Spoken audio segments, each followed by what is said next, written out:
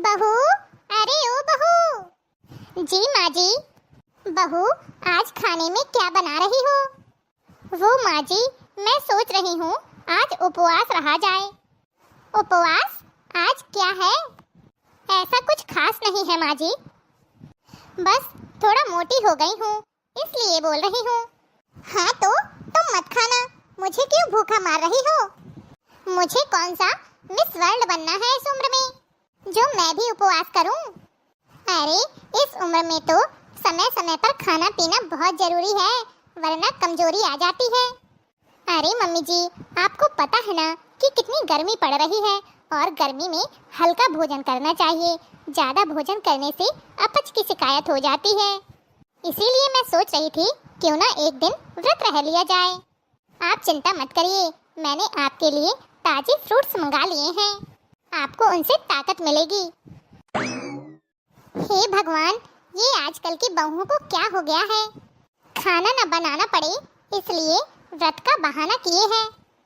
Hello दीदी, कल आपके भतीजे का जन्मदिन है, आप लोग बच्चों के साथ आ सको तो बहुत अच्छा लगेगा। देखती हूँ भाभी, वैसे मुश्किल ही है क्योंकि आपके जीजा जी को कल जरूरी काम है। ठीक है दीदी, जैसा भी हो आप मुझे बताइएगा। माँ, ये बड़ी भाभी का फोन क्यों आया था मुझे चीकू के जन्मदिन पर बुलाने के लिए? क्या कोई बड़ी पार्टी रखी है इस बार? अरे नहीं बेटा, ये कहाँ बड़ी पार्टी रखेंगे, यूं ही घर पर केक काटेंगे। तू रहने दे, बेकार में आने जाने का खर्चा लगेगा। हाँ माँ, इसीलिए मैंने भी बहाना बनाकर मना कर दिया। कुछ लेती देती तो है नहीं, बस एक सगुन का लिफाफा पकड़ा देंगी और खाना खिला देंगी। पिछली बार जो साड़ी दी थी वो भी बिल्कुल आउट फैशन की थी। माँ जी, मैं आपके पास ही आ रही थी। अच्छा, क्या बात है बहू? दरअसल मैंने दीदी को फोन किया था कि चीकू के जन्मदिन पर आ जाएं। तो बोल रही थी जीजा जी को कोई जरूरी काम आ गया है, अगर उन्हें समय मिलेगा तो देखेंगी। अरे बहू, तू तो जानती है ना दामाद जी की कैसी नौकरी है, उन्हें हमेशा बाहर आना जाना पड़ता है। गुड़िया आ जाएगी तो ठीक है, वरना घर में ही चीकू का केक कटा देना। मम्मी, बुआ मेरे जन्मदिन पर नहीं आई। कोई बात नहीं चीकू बेटा, मैंने फोन करके तुम्हारी बुआ को बुलाया तो था, पर वो नहीं आई, इसमें मैं क्या कर सकती हूँ? मुझे पता है मम्मी, बुआ क्यों नहीं आई, क्योंकि हमारे पास चाचा चाची जितने पैसे नहीं हैं। अरे नहीं बेटा, ऐसा नहीं बोलते। मम्मी, मैं बहुत अच्छे से समझता हूँ, चाची ढेर सारा दहेज लेकर आई हैं, तो सभी लोग उनको ही प्यार करते हैं, हमेशा सब उनकी ही तरफदारी करते हैं। हेलो, हाँ गुड़िया बेटा। माँ, क्या छोटी भाभी और भाई अपनी सालगिरह की पार्टी नहीं रखेंगे? पता नहीं बेटा, लेकिन मैंने सुना था वो फोन पर कुछ होटल बुक करने की बात तो कर रही थी। अच्छा, लगता है वो लोग कोई सरप्राइज पार्टी रख रहे हैं, मैं तो जरूर आऊंगी। मैंने भाई के लिए शर्ट और भाभी के लिए एक सूट भी ले लिया है गिफ्ट के लिए। अच्छा ठीक है बेटा। छोटी भाभी? अरे दीदी, मैंने अभी अभी बाल सेट कराए हैं, आप दूर ही रहिए। सॉरी भाभी, आपको सालगिरह की ढेर सारी शुभकामनाएं। देखिए, आप लोगों ने तो नहीं बुलाया, लेकिन मैं ही आपको सरप्राइज देने आ गई। थैंक्स दीदी, वो हमने बाहर का प्रोग्राम रखा था तो किसी को बुलाया नहीं। वैसे आपके भाई अभी आने वाले हैं, फिर हम दोनों होटल के लिए निकल जाएंगे। हम दोनों? मतलब आप लोगों ने कोई पार्टी नहीं रखी है?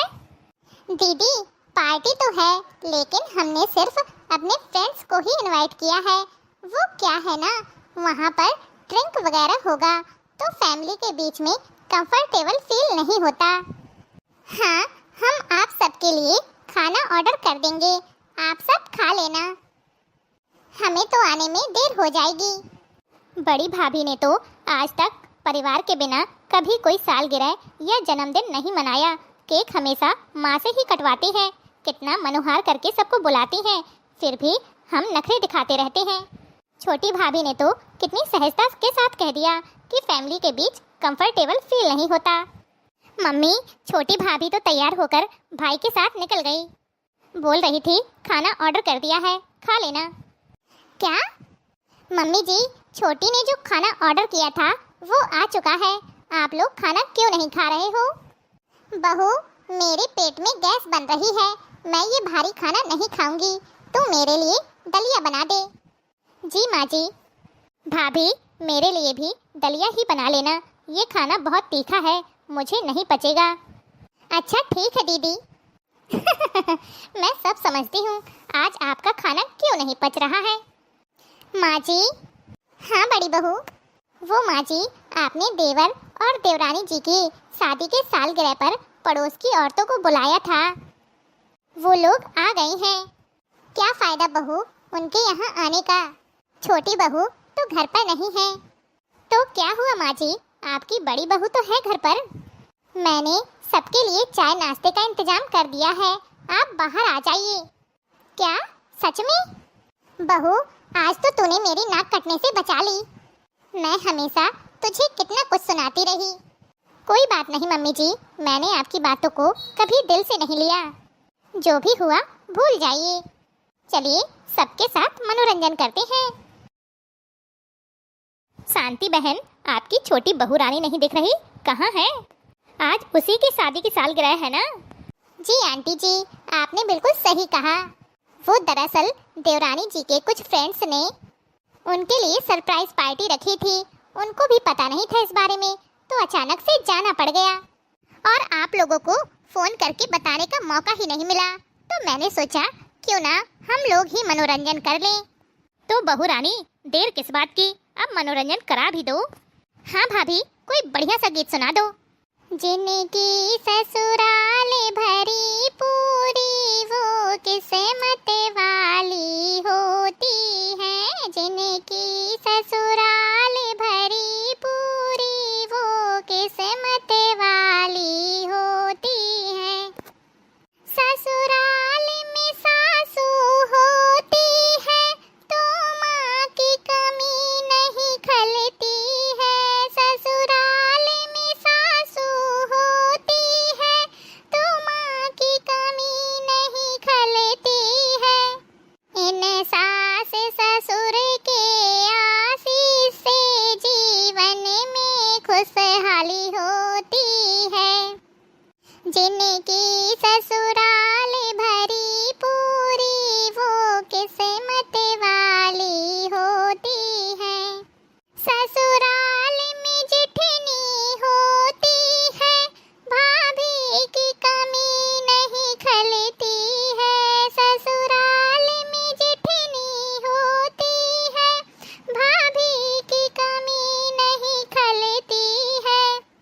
जिठनी और जेठ के आशीष से जीवन में खुशहाली होती है। जिनकी ससुराल भरी पूरी वो किस्मत वाली होती है।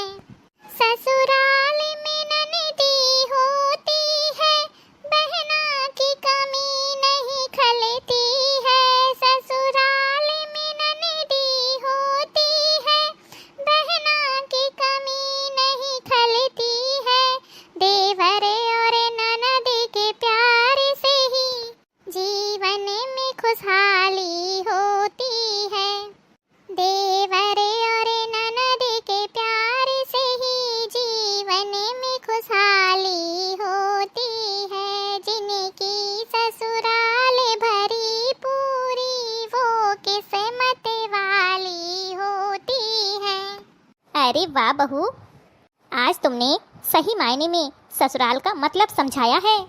तुम्हारे जैसी समझदार बहू हर एक घर में होनी चाहिए, जो अपने परिवार को साथ लेकर चले। बहू रानी, तुम्हारा गाना मुझे सच में बहुत पसंद आया।